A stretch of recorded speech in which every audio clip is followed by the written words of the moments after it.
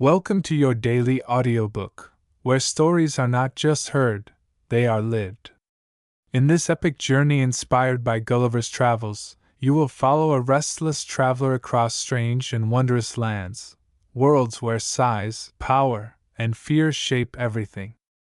Gulliver will become a giant in a land of tiny voices, and a fragile soul in a land of towering beings. These are the outer worlds, places that test who we are when the world decides our value for us. So close your eyes, take a deep breath, and let your daily audiobook guide you beyond the horizon. Chapter 1. Gulliver had always loved the place where the sky met the sea. Not because it was real, but because it promised something beyond what he could see. Whenever the sun sank into the water and painted the waves with gold, he felt a gentle ache inside his chest. It was the feeling that there was more to life than the paths he had already walked. That feeling had carried him across many oceans. On the night the storm came, the sky was dark and empty of stars. The wind rose without warning, tearing at the sails. Waves climbed high and crashed down like falling mountains. The ship groaned and twisted as if it were alive and afraid. Gulliver held on as long as he could. Then the sea took him. Cold water swallowed him. His lungs burned. Darkness pressed in from every side. Still, he swam, guided by a quiet voice inside him that refused to let him sink. At last, his hands touched sand. He dragged himself onto the shore and collapsed, too tired to think, too weak to fear. When he opened his eyes again, the storm was gone. Blue sky stretched above him. Warm sunlight touched his face. For a moment, he believed he was safe. Then he tried to move. Thin threads held him down, wrapped around his arms, legs, and chest. They were light as silk but strong as chains. Panic fluttered inside him as he realized he could barely shift his body. He looked down. Tiny figures stood on him. They were small as his fingers, dressed in bright, strange clothing. Their little faces were full of wonder and alarm. Some carried bows and spears, holding them with shaking hands. Others pointed and shouted in voices too small for him to understand. Gulliver was a giant in their world. Slowly, he lifted one hand, showing he meant no harm. The tiny people stepped back, but they did not run. Their curiosity was stronger than their fear. They brought him food in small baskets. He ate carefully, trying not to frighten them. Their kindness, even mixed with caution, touched him more deeply than he expected. As the sun moved across the sky, more of them gathered. They watched him, spoke about him, argued about him. Their entire world seemed to bend around his presence. For the first time in his life, Gulliver could not walk toward the horizon. He was forced to lie still and be seen. And in the quiet that followed, he felt something shift inside him. All his life he had thought of himself as a traveler, a seeker, a brave explorer. But here, in a land of tiny people, he was simply a towering stranger who did not belong. As night fell and small torches glowed around him, Gulliver stared at the stars. He had gone looking for a new world.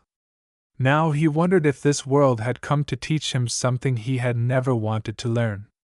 And as the tiny figures whispered and watched from the shadows, he felt that his journey had only just begun.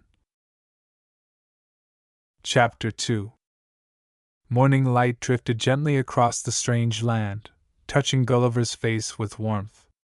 The thin threads still held him down, but they were loosened just enough for him to breathe more easily.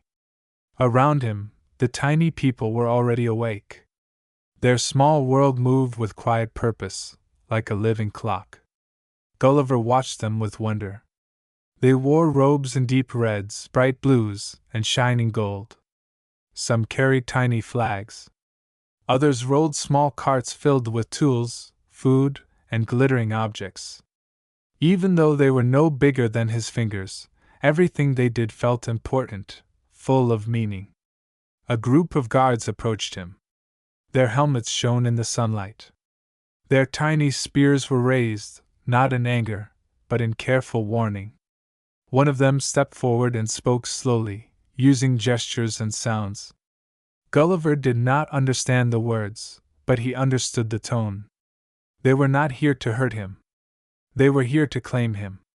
Slowly, with many ropes and careful movements, the tiny people began to move him. Hundreds of them pulled together, their little feet digging into the earth as they dragged Gulliver across the soft ground. He did not fight. He sensed that any sudden movement could cause fear, and fear could turn into violence. The land around them was green and gentle. Rolling hills spread beneath a bright sky. Strange flowers shimmered with soft light. Butterflies the size of leaves drifted through the air. This was not just a land of tiny people. It was a land of quiet magic. After a long journey, they reached a city. Tall towers rose like silver needles from the ground. Bridges curved gracefully between buildings. Tiny lights floated in the air, glowing like captured stars.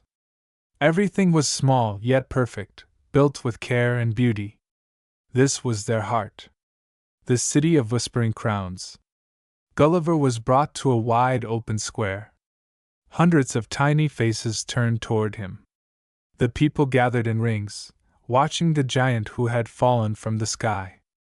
A figure stepped forward, dressed in robes brighter than the rest. A small crown shimmered on their head. Though tiny, they stood with great pride. The ruler of this land. They raised a hand, and the crowd grew silent. The ruler spoke, their voice strong and sharp. Even though Gulliver could not understand the words, he felt their meaning. They were asking questions. Who was this giant? Where had he come from? Was he a gift or a danger? Gulliver wished he could answer. Instead, he placed a hand over his heart and bowed his head. It was the only way he knew to show respect. The crowd murmured. Some seemed amazed. Some looked afraid. Some looked angry. The ruler studied him with careful eyes. Then something unexpected happened. A tiny child stepped forward. They walked right up to Gulliver's face, fearlessly. The child placed a small hand against his cheek. Their touch was warm and gentle. The crowd gasped. Gulliver did not move. He held his breath, afraid even a blink might scare them. The child smiled. That simple smile changed everything. The ruler lifted their hand again. This time, their voice sounded softer. The guards lowered their weapons. Gulliver was no longer just a giant. He was a guest. But not everyone in the city felt the same. From the edges of the square, dark eyes watched him. Figures whispered to each other, their expressions sharp and calculating. To them, Gulliver was not a miracle. He was a threat to their power. As Gulliver was given a place to rest near the city walls, he could feel it in the air. The tiny world around him was not as peaceful as it appeared. Behind the glowing lights and graceful towers, something restless was stirring. This land had its own fears, its own secrets. And now, a giant had entered the story. As the sun dipped low and shadows stretched across the city of whispering crowns, Gulliver lay awake, staring at the glowing sky. He had been welcomed. But he had not yet been accepted. And deep within the tiny city, plans were already being made that would decide whether he would become their greatest hope or their greatest danger. Chapter 3. The night in the city of whispering crowns was filled with soft, glowing lights. They floated above the streets like gentle spirits, casting a warm shimmer over the tiny buildings and winding paths. From where Gulliver lay near the city walls, everything looked peaceful. But he could not sleep. Every movement he made caused the ground to tremble slightly. Every breath felt too loud. He was always afraid that he might break something without even trying. For the first time in his life, his own sighs felt like a curse. As the city settled into quiet, footsteps approached. Small voices murmured. A group of the tiny people came toward him, carrying glowing lamps. They were led by a tall figure for their kind, wearing a long robe and a symbol of silver at their chest. Their eyes were calm and thoughtful. This was not a soldier. This was a thinker. They spoke gently, using slow words and careful gestures. Gulliver watched closely, trying to understand. The thinker pointed to Gulliver's chest, then to their own, then spread their arms wide, as if speaking about the world itself. Gulliver slowly placed a hand over his heart. The thinker smiled. They were trying to connect. From that night on, the thinker visited often. They brought food, water, and strange glowing fruits that tasted of sunlight. They pointed at things and spoke their names. Gulliver listened, repeating the sounds as best he could.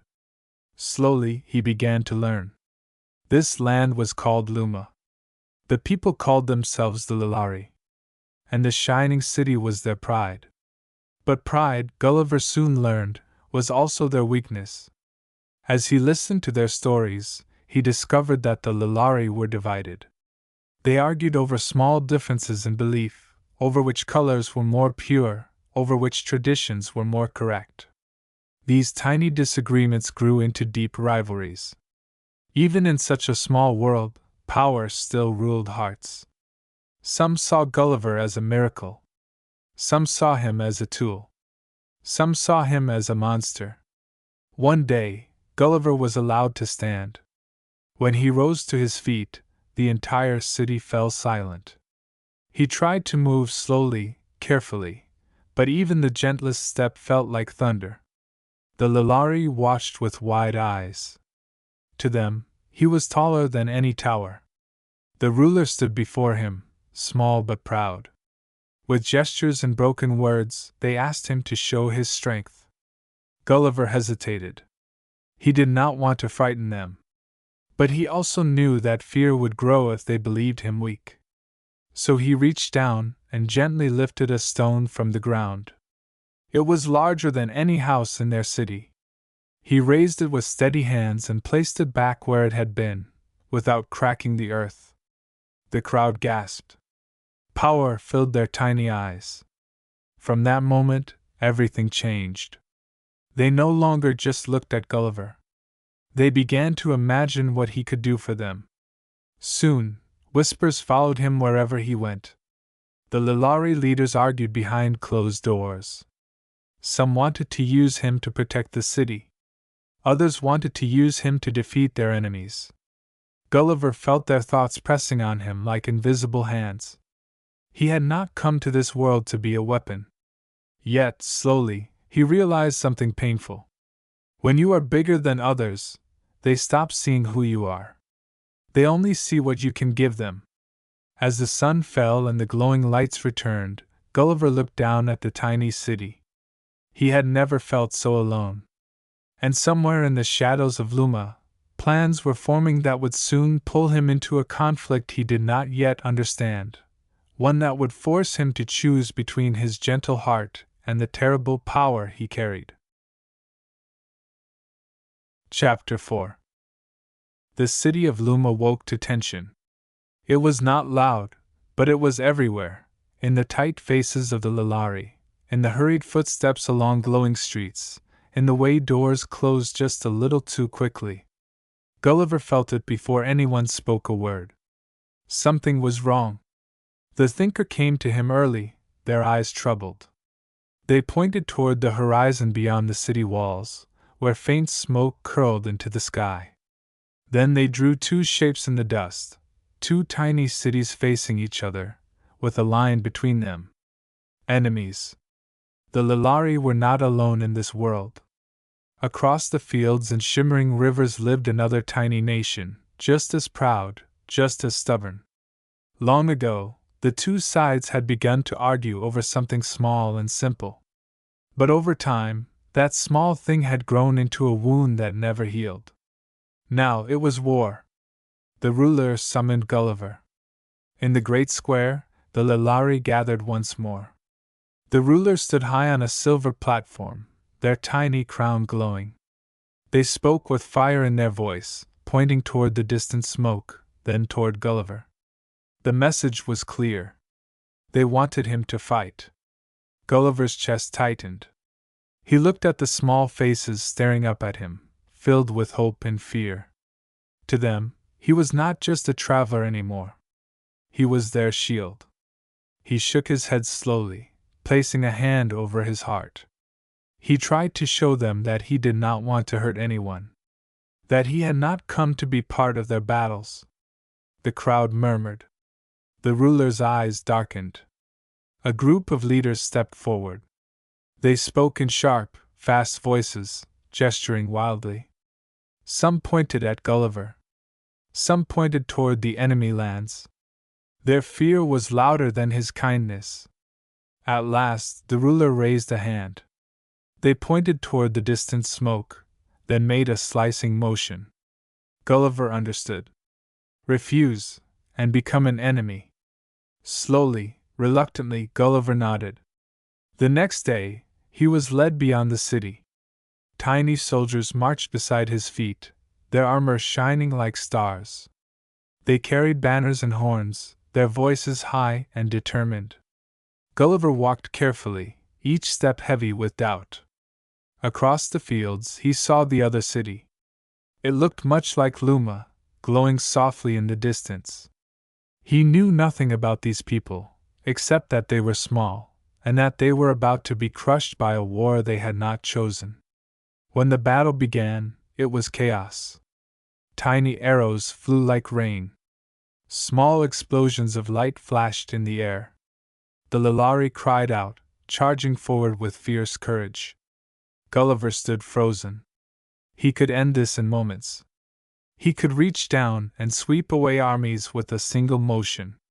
But every life, no matter how small, still felt like a life. Then something struck his leg, a tiny spear. It did not hurt, but it woke him from his hesitation. The Lilari were being pushed back. Their voices filled with fear. They were losing. With a heavy heart, Gulliver moved. He stepped forward, careful not to crush anyone. He reached down and placed his hand between the two sides, creating a wall. The tiny soldiers on both sides froze, staring up at the towering figure that blocked their fight. Then Gulliver knelt. He held out his empty hands. Peace. For a moment, the world held its breath. But not everyone wanted peace. From behind the Lilari lines, leaders shouted in anger. They wanted victory. They wanted power. They wanted the giant to finish the job. Gulliver felt the weight of their expectations press down on him. He had saved them. But now they wanted more. As the tiny armies stared at one another, trapped between fear and fury, Gulliver realized something that chilled him more than any storm. This war was not about land. It was about control. And he was standing right in the middle of it. Chapter 5. The battlefield grew quiet, but the silence was not peaceful. Tiny soldiers from both sides stood frozen, their weapons trembling in their hands. Gulliver knelt between them, his shadow stretching across the grass like a dark cloud. He had placed himself between two worlds that did not know how to stop fighting. From the Lilari side, voices rose in sharp, demanding tones. They were not asking for peace anymore. They were ordering it. The leaders behind the front lines shouted, pointing at Gulliver and then toward their enemies. Their faces burned with desire, not for safety, but for triumph.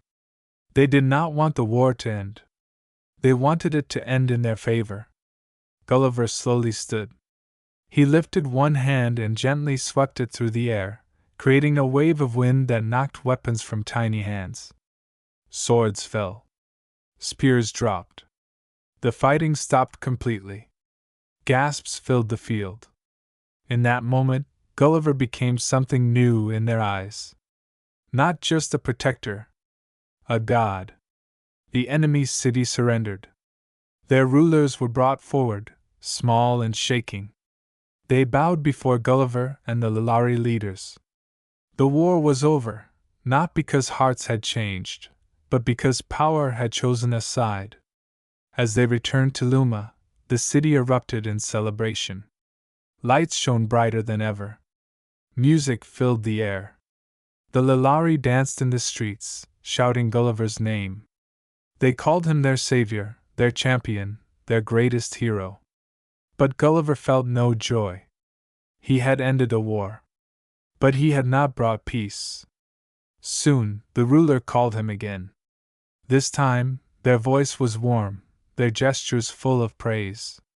They offered him a place of honor beside the throne, a symbol of gratitude. Gulliver knew better. Honor in a world of pride is never free. Whispers began to follow him through the city. The same leaders who had once feared him now spoke of using him for more victories. They dreamed of conquering other lands, of bending the world to their will. And he was their key. One night, the thinker came to him in secret. Their eyes were filled with sorrow. They pointed toward the ruler's palace, then made a gesture of chains. Gulliver's heart sank. The city that had welcomed him was slowly turning into a cage. He had wanted to help. Instead, he had given them a taste of something dangerous. Power. As Gulliver lay awake beneath the glowing lights, he realized the terrible truth. When you become a hero in someone else's story, you stop being free. And somewhere in the city of Whispering Crowns, plans were forming to make sure Gulliver would never leave. The horizon he loved was still out there, but it was slipping further away with every breath. Chapter 6. Gulliver noticed the change before anyone said a word. The guards around him doubled. The gentle smiles of the Lilari were replaced by careful politeness. Doors that once stood open now closed quietly when he passed. The city of Whispering Crowns still glowed, but something in its light had grown cold. The ruler invited Gulliver to the palace. Tiny servants guided him through wide gates and into a hall filled with mirrors and crystal. His reflection stretched across every surface, a giant trapped inside 1,000 glittering frames. The ruler spoke warmly, gesturing toward a beautiful platform built just for him. Cushions, golden fabrics, bowls of glowing fruit, everything he could want. A home. A cage. Gulliver understood. They did not need to tie him down anymore. They were building comfort around him instead. As days passed, he was praised, fed, admired. But every request he made, to walk beyond the city, to see the fields, to explore, was gently refused. Later, their gestures seemed to say, soon. But soon never came. The thinker visited less often. When they did, fear lingered in their eyes. One evening, Gulliver noticed something new. Chains.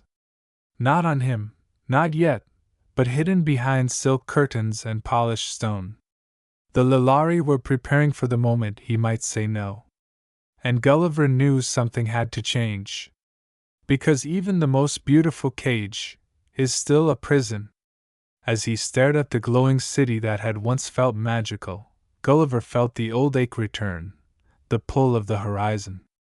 And he decided he would not let it fade. Not without a fight. Chapter 7. The city slept. Soft glowing lights drifted above the rooftops, casting pale shadows across the streets of Luma. From his place near the palace, Gulliver watched the tiny world rest, its beauty calm and fragile. It would have been easy to stay. The Lilari gave him everything. Food, shelter, praise, a place in their stories.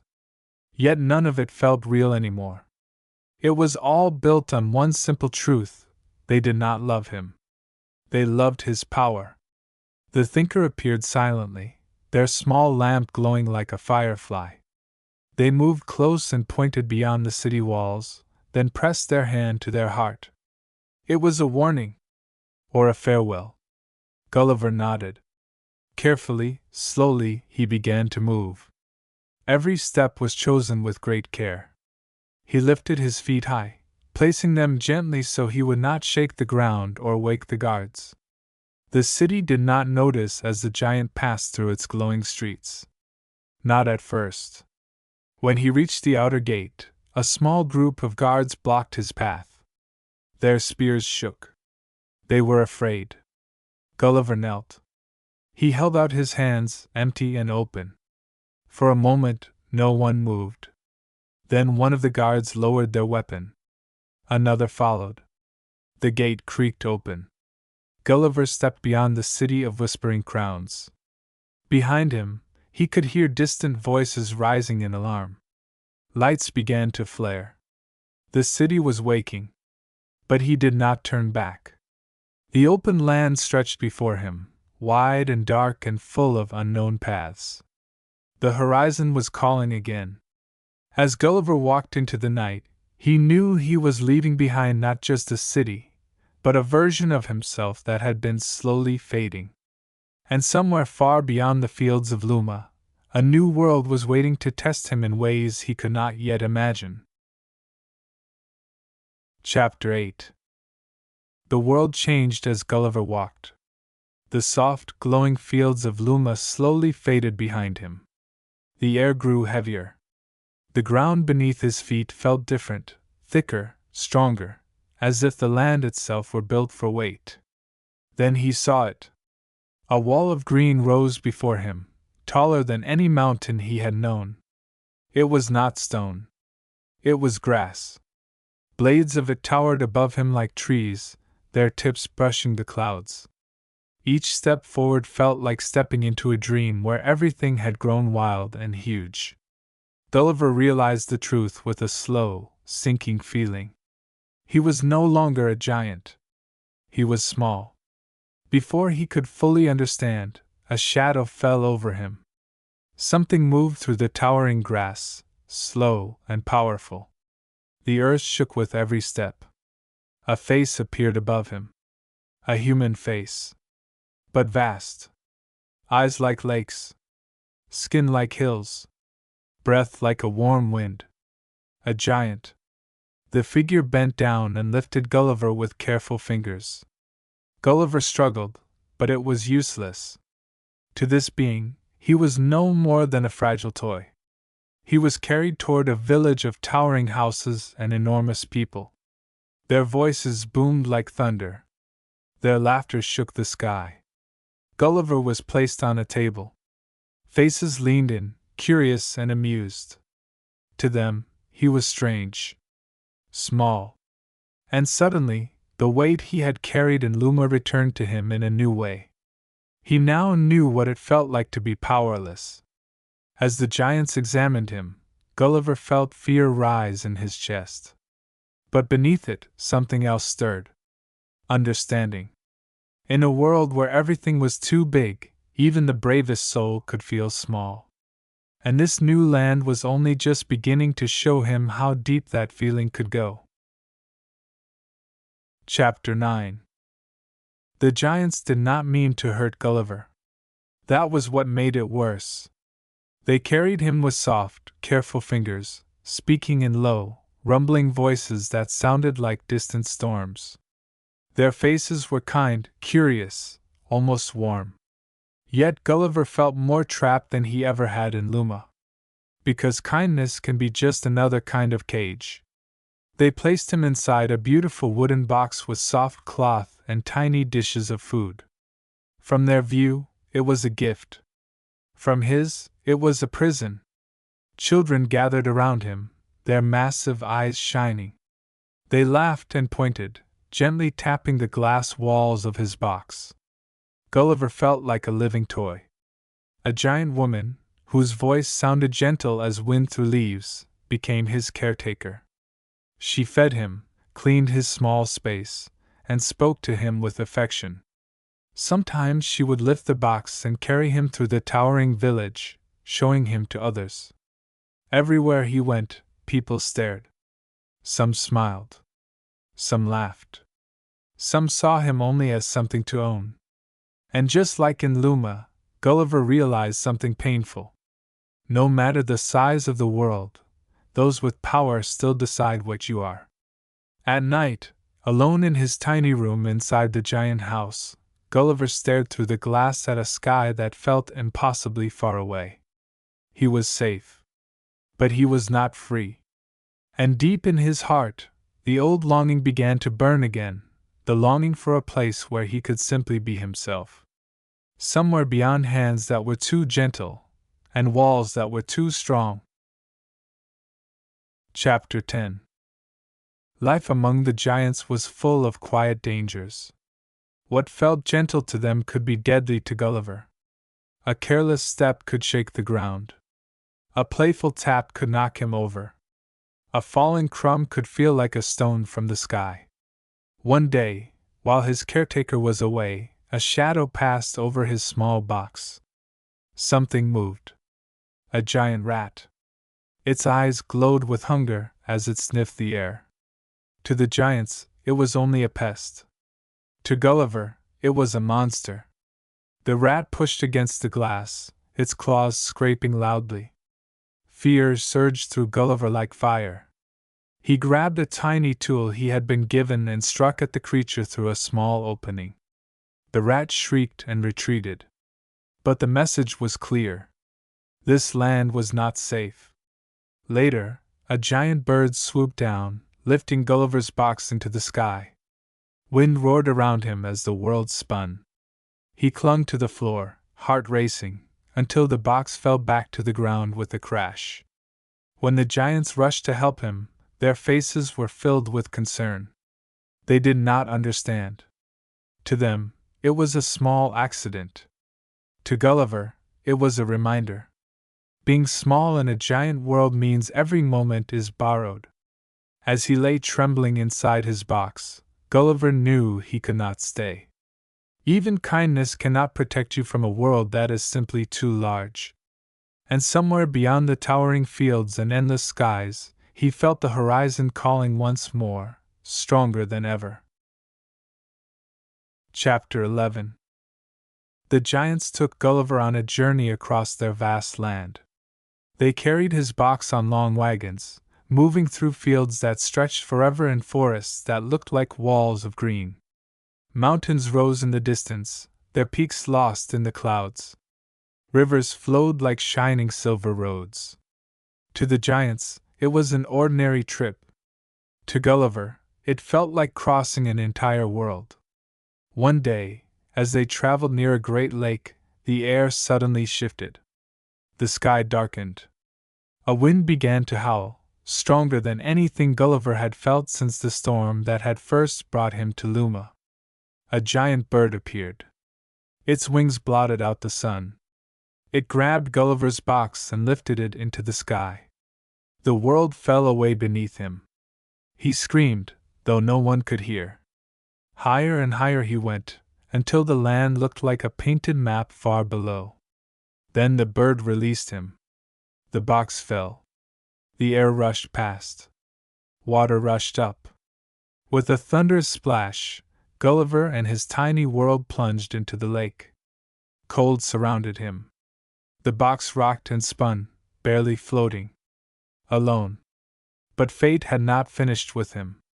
A ship appeared on the horizon. And for the first time since leaving Luma, Gulliver saw something familiar. Hope. As the waves carried him closer, he wondered what kind of world awaited him next, and whether it would finally be one where he belonged. Chapter 12. The sailors lifted Gulliver from the water with careful hands. Their faces were filled with shock as they stared at the tiny man who had fallen from the sky inside a floating box. To them, he was a miracle, a living story. For Gulliver, they were a memory. Tall enough to be human again. Voices that did not shake the air. Faces he could look into without fear. They gave him food and warm cloth.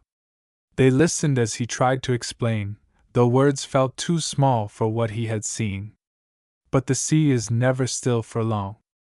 Not long after, strange shapes appeared on the horizon, not land, not clouds, but something between. Dark shadows moved in the sky, slow and silent.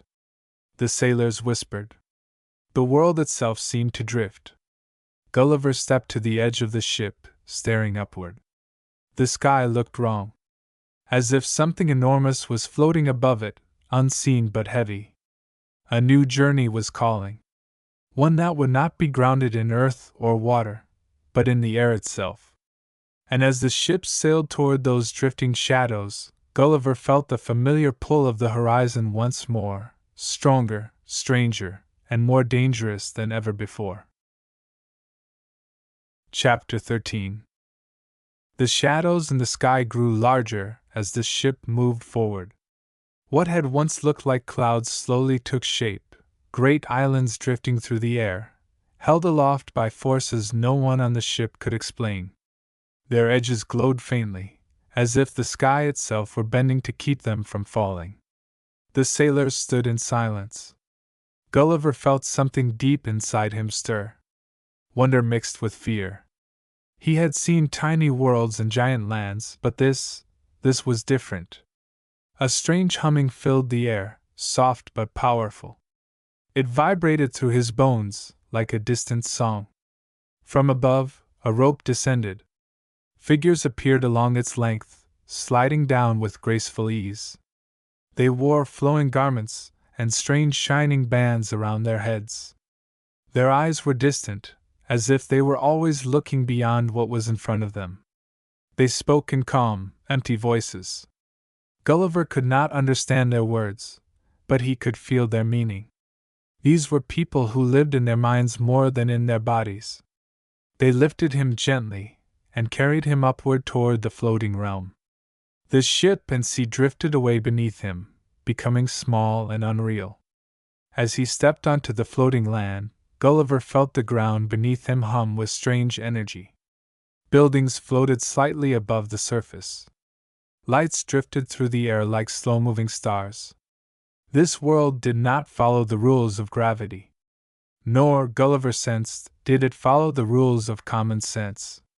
The people of this floating realm moved in strange patterns, muttering to themselves, tracing shapes in the air. Their eyes were filled with thought, but empty of feeling. Gulliver had entered a land of minds, where hearts had long been forgotten. And deep inside this drifting world, something was waiting to challenge not just his body, but his understanding of what it meant to be alive. Chapter 14. The floating realm drifted above the world like a wandering dream. Gulliver walked through halls that hummed with unseen power. Strange lights floated through the air. The people moved without looking at one another, lost inside their own thoughts. They spoke in numbers, in patterns, in cold logic that felt empty of warmth. They were brilliant. And they were lost. The thinkers of this sky world showed Gulliver wonders beyond imagining, machines that sang, maps of distant stars, engines that bent the wind. But when Gulliver spoke of kindness, of feeling, of the joy of simply being alive, they only stared in confusion. They had forgotten the heart. As Gulliver watched them, he realized something painful. A world can be advanced, and still be broken. One evening, he stood at the edge of the floating land, staring down at the endless sky below. There was no horizon here, only drifting emptiness. This was the end of the first part of his journey. He had been big. He had been small. He had been powerful. He had been powerless. And now, he stood in a place that had forgotten what it meant to be human. Behind him, the floating city glowed with cold light. Ahead of him lay a path no one in this realm dared to walk. As the strange sky darkened and the floating islands drifted silently through the clouds, Gulliver took one slow step forward.